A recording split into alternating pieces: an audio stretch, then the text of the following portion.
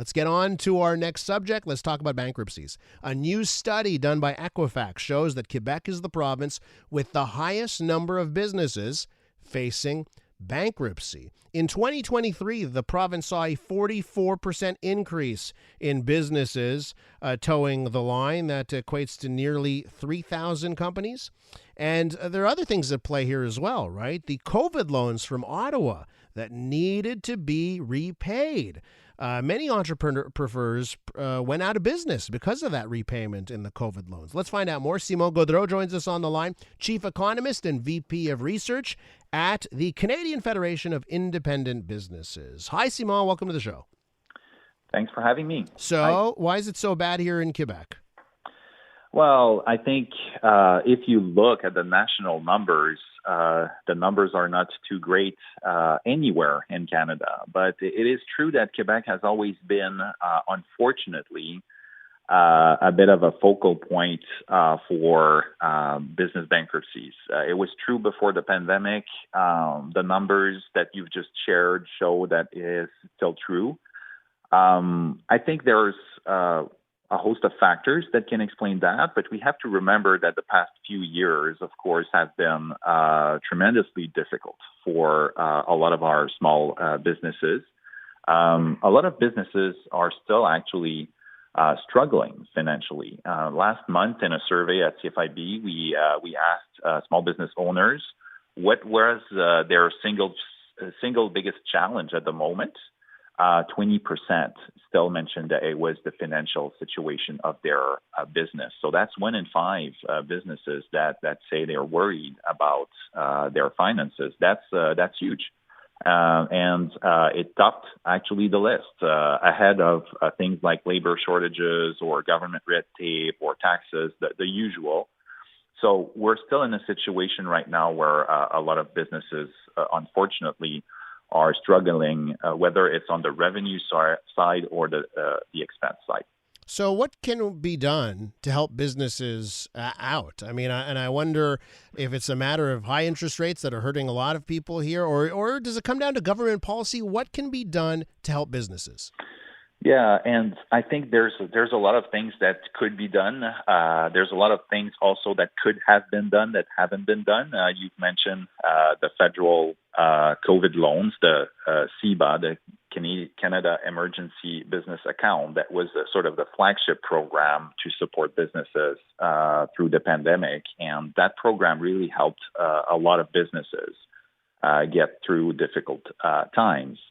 And unfortunately, the government was very rigid with repayment deadline. He didn't want to move the last repayment deadline that they had set as of January 18th. And we would have hoped that they would have given businesses a little bit more time to repay their loan. That's one thing for sure that could be done in the next few months, in the next few years, making sure that we find ways to alleviate a bit of the debt burden that was inherited from COVID. And we're not talking here about the normal debt burden a business has. We have to recall that a lot of those businesses were forced to close for long periods of time, so lost some revenues. Another thing that could be done to help, of course, is hopefully later this year we'll go into a period where the Bank of Canada will be in a position to cut interest rates, and we're really looking forward to this. Our data is showing that record shares of businesses are saying demand right now is insufficient. So, of course, higher interest rates impact consumers and therefore impact the business's revenues because people have less money to spend. And of course, the other part of this is higher interest rates mean higher interest costs on the COVID debt and the other debts that businesses piled on during the past few years. So that also could be an interesting or an important improvement for businesses in the upcoming year.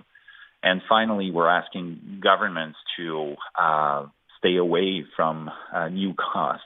And unfortunately, we've had lots of tax increases in the recent past for small businesses, whether it's on the payroll side or we also have an upcoming carbon tax in some provinces that is coming up on April 1st.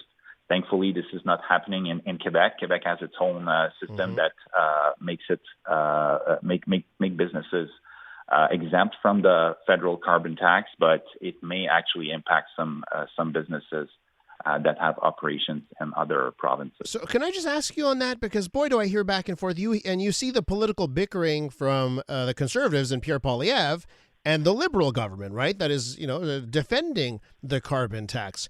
Can you give me your perspective there on who's telling more truth when it comes to the carbon tax and its effect on business? Well, one truth that I can share with you and that we've shared widely at CFIB is certainly small business owners aren't getting their fair share in this deal. We at CFIB currently estimate that small businesses could pay up to 40% contribute up to 40% of the revenues that come from the carbon tax at the moment.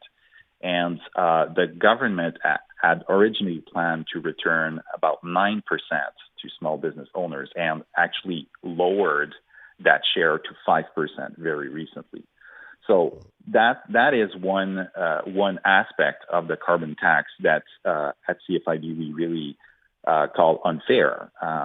Businesses paying more than their share and therefore being heavily impacted at a time, as I've mentioned previously, where a lot of them are not necessarily the strongest financially. So this is certainly not a good setup for small business owners, and it's certainly not a great timing either.